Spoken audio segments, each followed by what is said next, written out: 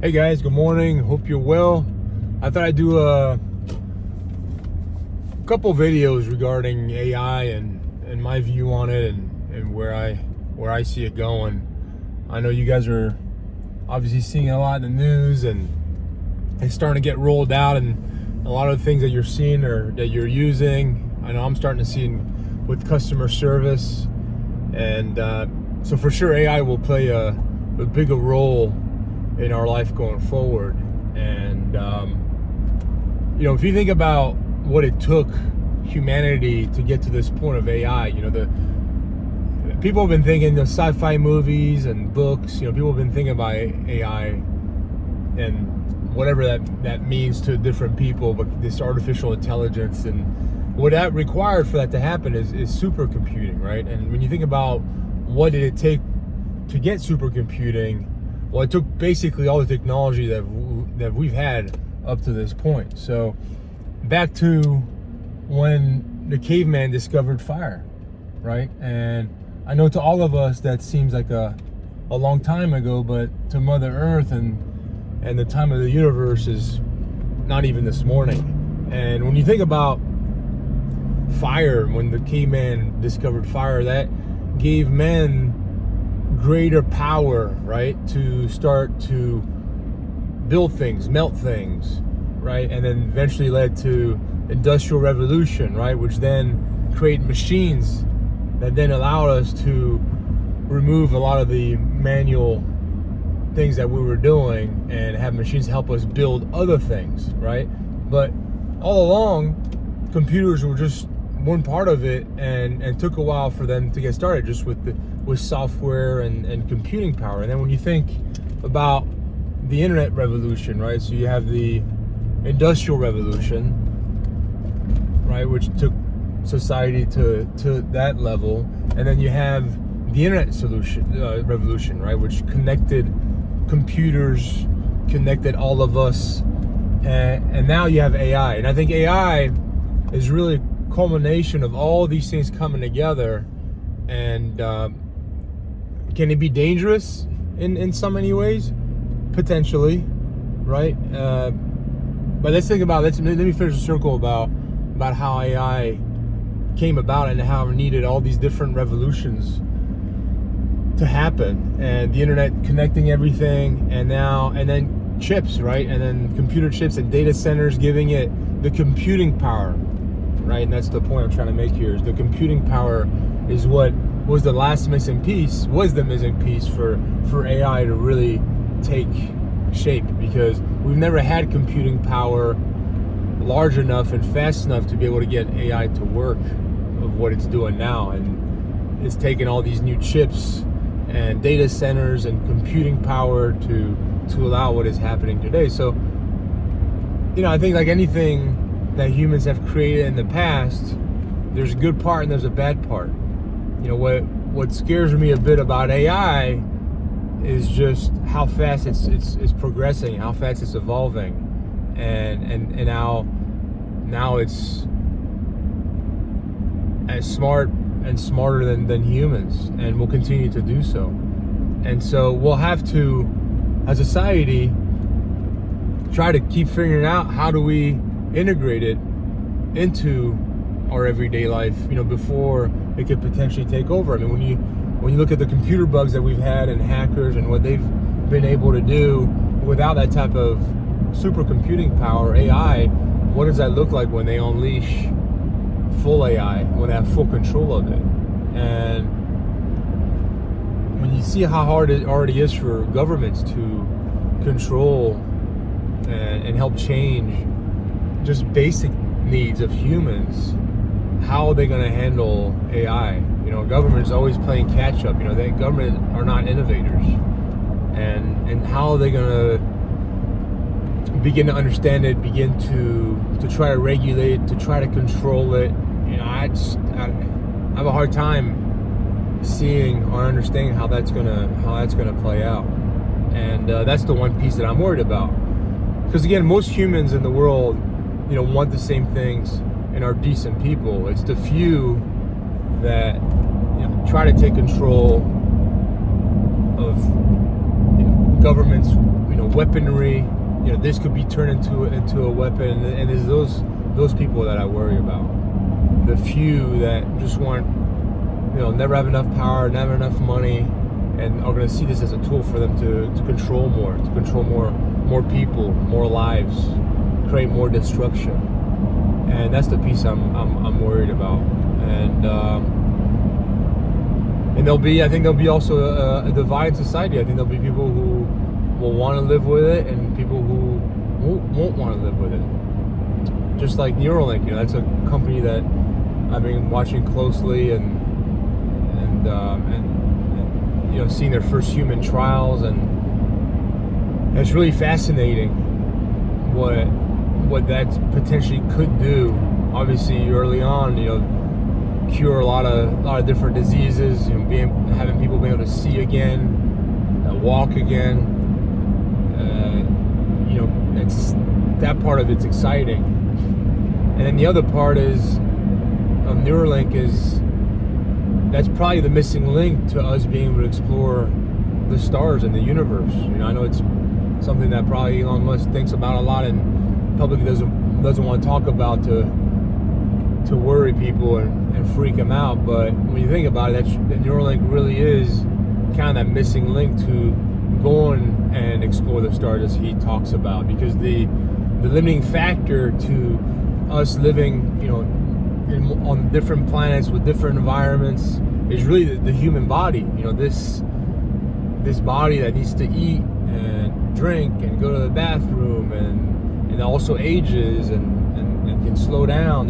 That's a limiting factor. But in theory, if you could upload yourself onto a Neuralink chip that then is embedded or is already in a robot. And I know it's hard to think this way, but things are happening so quickly that I think even in my lifetime, I think that option will be available. Then the possibilities are limitless, because then you could upload yourself in one of those robots and go explore the stars. And maybe that option will exist. People have to decide. And maybe in my lifetime, I'll get to see that option. Do your conscious, and again, I know people have different religious belief and spiritual belief, but let's just say, for argument purposes, that when you die, your consciousness kind of dies with your body. People are going to have the option. Do they want to upload themselves into a Neuralink, into a robot, and be able to continue awareness and thought and continue learning, or pass away with their human body? These are all things that we're gonna have to ask ourselves. And supercomputing, AI, all this stuff is allowed us as a society, first time in the history of men. That's why I started out long-winded with it probably threw a bunch of you guys off with the caveman discovering fire, because it took from that to all the way to here to supercomputing for humans for the first time to have those possibilities. And I don't know personally which one is right or wrong. If you'd have told me 10 years ago, I told you no way, I'm going to go explore the stars or upload myself into Neuralink, but then recently, last couple of years, seeing the development and things that are happening, I thought to myself, why not? Why not be around to be there for your kids and grandkids and future generations, and be able to be there as a sounding board? Because obviously all the knowledge that you had continues to grow. And for me personally, I love to continue learning. There's so many things that interest me in life that I wish, if I had 48, 72 hours in my day, I would go explore. And so that thought is interesting, to have essentially limitless conscious time to keep learning, keep evolving, even though I think the truths are still the same, to be of service, love, and respect, and I don't think that changes. But in theory, if you could upload yourself into eternity, can you continue to be of service? Can you continue to be there, to be a sounding board to people, the young entrepreneurs I'm mentoring now, to kids, future generations of great grandkids, to be there as a sounding board, when they're having a tough time or they try to make a decision on things, just to be there, just to help out. There's a lot of value there and a lot of strength, and most humans, that's what they're searching for. Most humans, that's what you see. A lot of vices that people have is that's what they're lacking. They're lacking a few people in their lives to be there, to be able to help them out and talk through things. So it's interesting, and it's and there's so many different rabbit holes you can go down on that topic. So let me know what you think. What's your take on AI and Neuralink, and would you upload yourself into the Neuralink? Let's say your physical body is on its way out. Let's say you have a cancer, nothing you can do about it. Do you want to keep your consciousness going? Let me know. I mean, it'd be great. I'd love to see some of your thoughts in the comments section. For me, it's fun, entertaining, both ideas, but I definitely am. I'd be lying saying I'm not concerned about what AI, what shapes it takes. I can see the real good in it, and I can see the real bad in it. And Elon Musk, talking about it, that's one thing he's most worried about, getting out of control. And it has me worried, obviously, because he's much more in the know than I am, and has front row center seat of what's going on. And so it's troubling when you hear a guy like that talk about it. And him starting OpenAI, basically as to do good and to do research, and him being against what's trying to become and what's working on. I think those are definitely red flags to me, and should be to all of us. And as much as I do believe that, obviously I do believe in a government, there needs to be, I'm not an anti-government person. There needs to be a government, right? There needs to be a foundation for society, through a government.